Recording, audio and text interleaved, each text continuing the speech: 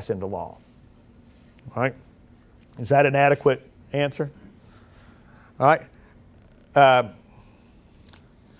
We are, because this stuff changes so rapidly, and while there have been 29,000 pages so far issued since 2010 clarifying the law, the prediction is for 30,000 pages just in the year of 2013. So as those clarifications come to pass, then we're going to continue to have meetings like this. And you don't have to wait for these meetings to call us and to talk to us. As we work through each of your renewal processes, we're going to continue to talk about the Affordable Care Act, but we've already got these dates scheduled for future meetings. And we're very serious about health care reform. We're very serious about making sure that our clients are ready, that they pay as few penalties as possible, and that everything is done correctly and on time to make sure that that you are compliant. Now, I keep telling you what we do for our employees, and obviously when we do meetings like this, it's for a few reasons. One of those reasons is to make sure that our employees are informed and remarkably impressed with us, that our clients are. Another reason is to make sure that we have the opportunity to invite people that are not yet our employees that we wish were. And a third reason is because we want to shame our competition because they don't do stuff like this. Mm-hmm. But we are always interested in visiting with you if you're not yet a client and talking about the things that we do differently and the things that we think we do a little better than our competitors. So we would, but we want to take as many questions. We've got another 20 minutes on the schedule, and I've got Mark Rambo here from HR Workplace Services to help answer questions. Yes, sir. Have you heard any scenarios bantered about where the companies are playing on the word offer and the 9.5% family income rule, to where you have a substantial number of lower income employees, and 9.5% of their income is a substantial number to them, even though it sounds like a small number. Mm-hmm. And the concept of, well, we offered it to them, mm-hmm. doesn't mean you have to have the plan or have enrollment in the plan as long as you offer the plan.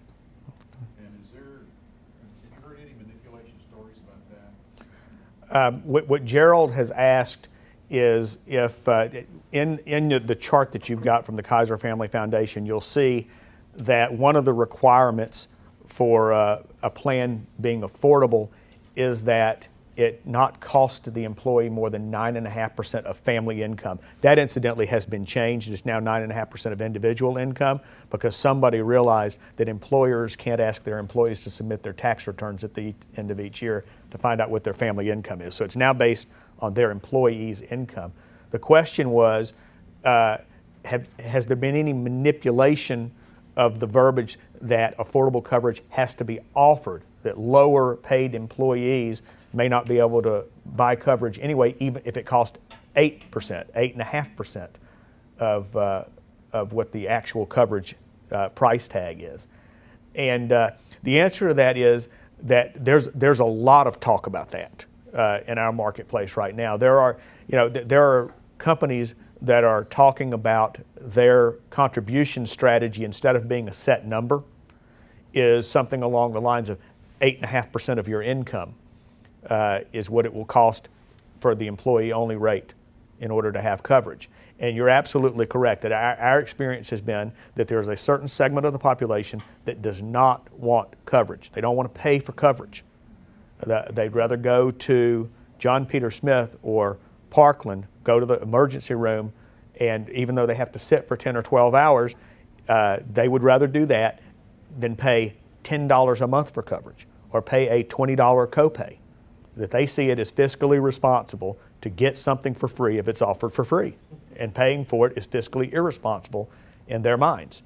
And we've seen it among our employer base before the Affordable Care Act ever came to pass. So there are several companies that feel very confident that if they offer their employees coverage and it is an affordable plan, that they are not going to take that coverage and that they're not going to go to the exchange. Because that yes, they have to pay the $95 tax for not having coverage, moving to $395 next year. But first of all, if they don't file taxes, they don't have to pay that fee. If they file taxes, then yes, it will be taken out of their earned income credit, but they're not actually going to pay the tax. So it becomes cheaper for them to do what they've always done, which is go sit at Parkland or John Peter Smith to receive treatment. That answer your question? Mark, do you have anything to add on that? No, there's actually now 3 safe harbors on the 9.5%. The first one being it's the W-2 wage. So whatever that W-2 was, if you walk into an exchange, they're going to ask you for the W-2. And that's how they'll make the determination, or at least part of the determinations of the affordability. And there's some FPL issues there too. You can use that, and there's a Explain the federal abbreviation. poverty level. I'm sorry. So FPL, the federal poverty level, being able to get premium tax credit. The other thing too is that the exchanges are supposed to, in theory, that if this individual were to go into the exchange, because in the case of where it may be deemed affordable by the percentage, but I've got to now figure out my family, and that's some new guidance that came out last week about where now employers are going to have to offer dependent coverage. That, if I run to the exchange, not for myself, but to cover the family, that could be unaffordable.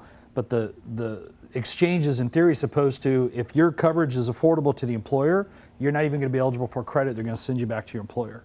But one of the things they are going to do is they're going to ask you, well, where are you employed? What's their address? All this other stuff, so that the databases are, and that's how they anticipate being able to send you your tax bill every month for the credits. So because the credit or the premium, the penalties are due on a monthly basis. We don't have the guidance as of yet, but we think that's going to have to be paid through your 941s. So the 941 is your coupon, your tax coupon that you submit for FUTA, SUTA, Medicare, and all that good stuff. You'll have to pay the penalty through your filing of your 941 on a monthly basis.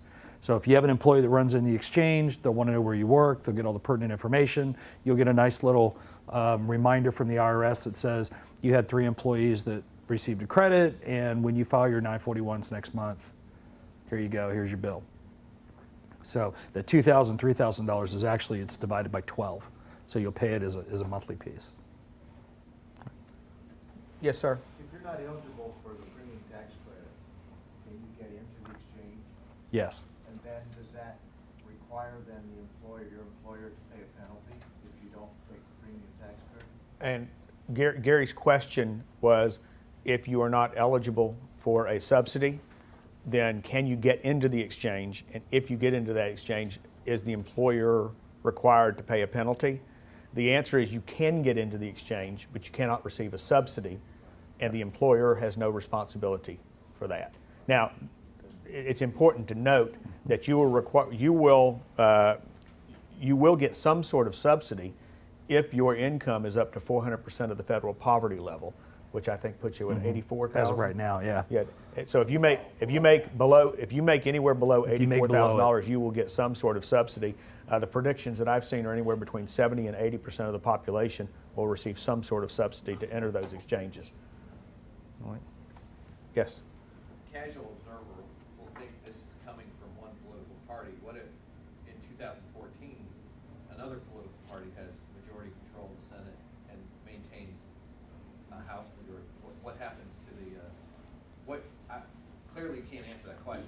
Do you have any insight or prediction along those lines? Well, I've been asked to give an insight or a prediction on what will happen if the party in power changes in Washington. I'll start out by telling you I'm the guy that predicted that Carrie Underwood would never sell an album. So I don't know if I would trust my predictions. But and we try desperately in the work that we do for our clients to stay apolitical.